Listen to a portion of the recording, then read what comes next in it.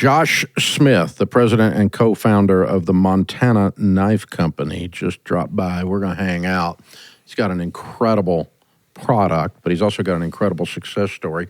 And he does stuff, he didn't even know it, but he does stuff the Ramsey way, the way he takes care of his folks, and he runs the whole thing debt-free, and it's blown up. They're growing at unbelievable paces, and have a fabulous product, but the business stuff behind the scenes of the product is also a lot of fun. Josh and I met at a Tucker Carlson thing we did at my barn here a little while back, and I reached out to him and said, hey, I want to tell your story here on the EntreLeadership podcast. Welcome, my friend. Yeah, thanks for having me on. This is awesome. Well, we're so glad to have you. So glad to have you. Appreciate it.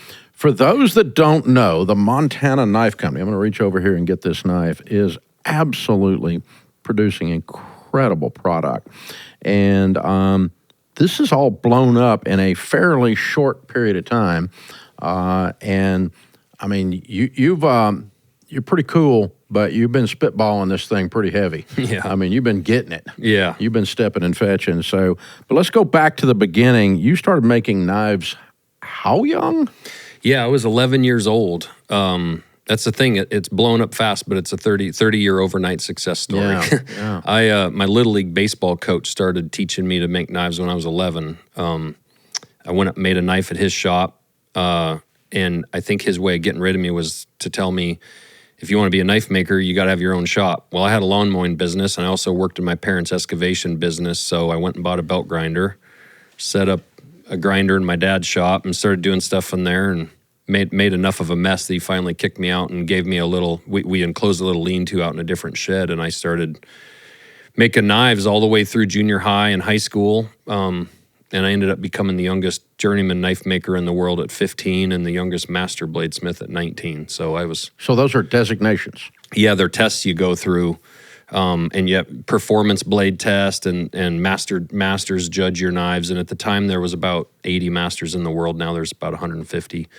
I definitely... Master Bladesmith is the top. Yeah, okay. And I definitely, so point is I got pretty serious about it as a kid. I was pretty driven for sure. And then life came along. Yeah, life came along, got married, duck hunted my way right out of college after a year. Just didn't see the point, and this knife thing was pulling me. So I worked an excavation job all summer, and as soon as I bought my home, I quit that job and went full-time making knives. And I made custom knives, had 4 kids real fast. And I made custom knives all the way through like 2010. And during that 08-09 time period, the housing crisis started happening, and the market started to kind of fall out. I was making $4,000 or $5,000 knives, per knife. They're very high-end, very like collector pieces. And it was kind of a starving artist situation, and I had 4 kids, and I was kind of seeing what was going on with the economy, and I just wasn't sure that this was maybe the best career as far as making it for the long term, especially the stability for my family. So I applied for a job, and I got a job at the power company and ended up getting an apprenticeship and became, over the next 5 years, I became a journeyman lineman. And so I kind of stepped away from making custom knives, but I always had this dream of starting Montana Knife Company, and in fact, I registered the name when I was 19, but I didn't start it till I was 39. I didn't have the money, I didn't have the experience, the know-how, but the whole time as a lineman, I was talking to my buddies about this idea of this company, and I thought about it for, 19 years, a lot, like really did. And a good friend of mine was a marketing guy. He kept telling me, you need to start this. And so ended up divorced. That next year, my house burned down. I was a lineman. I had 4 kids. I was living in a camper.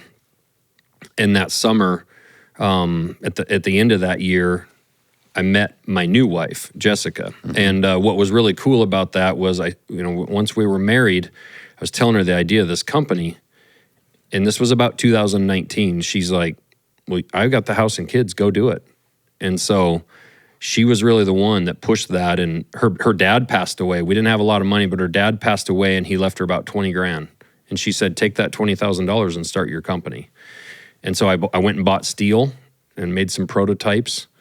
And happened to decide to start my company in February of 2020, which was the beginning of COVID. Well, your timing sucks. Yeah.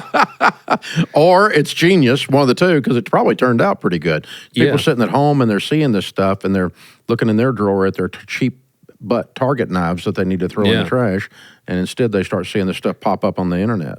Yeah, and I, in 2010, I kind of ran from the breaking news on television. I saw everything going on, the world's ending, recession, depression's coming. And in 2020, I was like, I'm going to ignore the news. I'm going to do my thing and ignore what's on television. I'm going to start this, And so I made some prototypes. We built a website in July of 2020. You're still working as a lineman. I'm still a lineman. This is before work. You're doing this in your garage. Yeah, it's before work, after work. We're in my 2-car garage, and it's just me. And to be honest, my kids, my 4 kids, they were still in junior high and high school, and they were helping me put together knives. I was doing everything wrong. I didn't know how to make production knives. I'd been making $5,000 a piece knives, and now I'm trying to figure out how to start a production knife company. And you can't just call the competition and ask them how.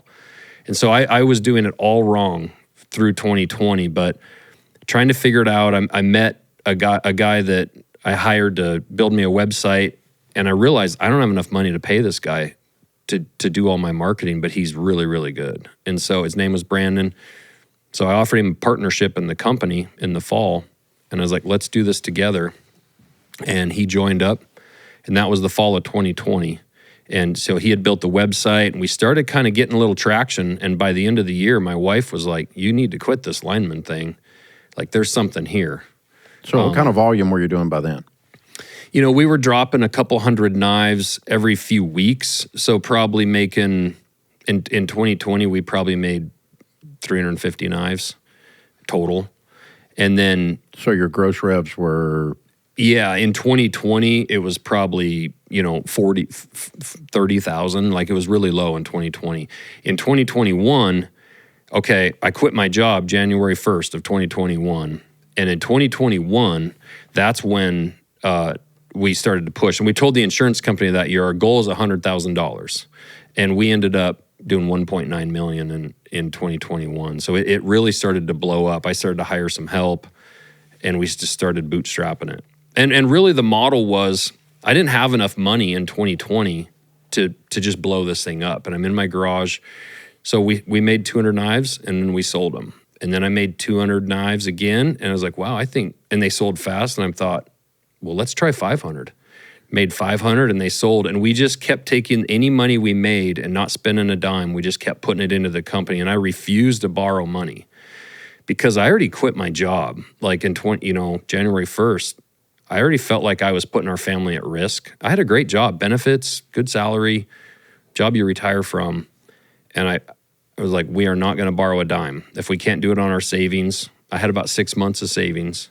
We didn't take a paycheck until August of 2021, worked that whole year, and just burned through savings and just took any money we made and putting it back into the company.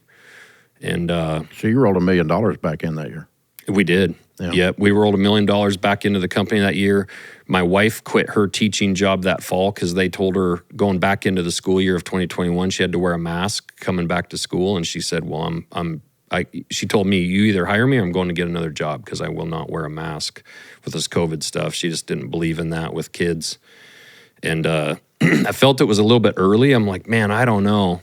And we talked about it, put her on a real modest salary. We hired her, and about 2 months later, I was like, thank God we hired her, because she started handling all the customer service, fulfillment, and to this day, she's in charge of that.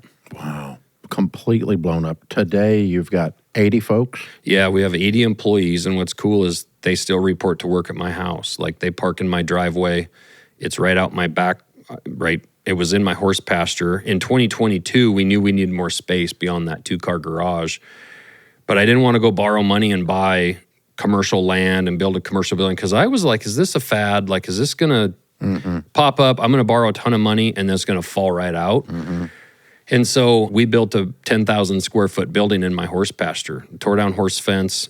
I grew up in excavation, so I did all my own dirt work around it. And I hired a couple guys. I generaled the project, and we built that 10,000 square foot shop. And I thought, we'll either be in this forever or we'll grow through it. And by the time we grow out of this, we're going to know the right move is to go buy land and build. And we moved in January 1st of 23, and by January 1st of 24, that building was full. And that's when we got real serious about looking for property. And so today we're building a 51,000 square foot facility on a piece of commercial property right up at the exit. We'll have a retail store in that, a Black Rifle Coffee in that, a gym for our employees, a bunch of really cool things. So it does not shock me that you know Evan. Yeah, Evan and I are friends, yeah. Spent a little time with him myself. Yeah, That's good. He's a good guy. Yeah.